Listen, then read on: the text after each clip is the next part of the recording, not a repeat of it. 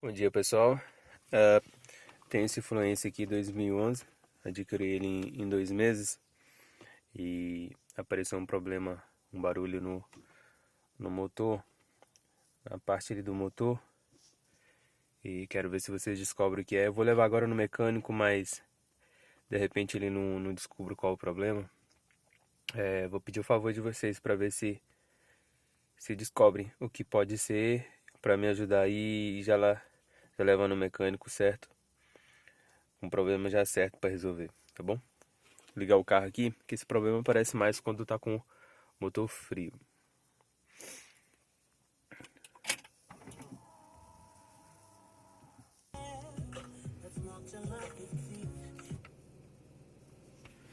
Abrir o porta-malas pra gente lá dar uma olhada. Só que infelizmente talvez vocês não vão escutar, que é mais quando acelera. Mas agora tá fazendo lá, vou abrir rapidinho.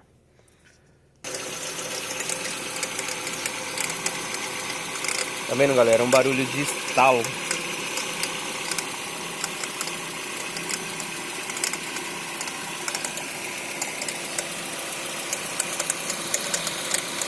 O mecânico falou que pode estar vindo dali, ó. O tensor que tá vibrando bastante.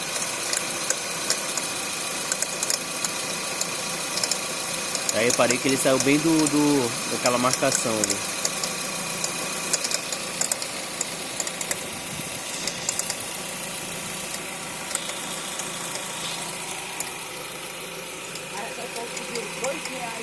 Tenho quase certeza que vem daí. Vou levar agora no mecânico de manhã e vou ver o que ele fala. Eu levei num, ele falou que podia ser isso, e vou levar no outro que já mexeu nesse carro para ver no que ele fala, tá bom? Já volto com vocês de seguida.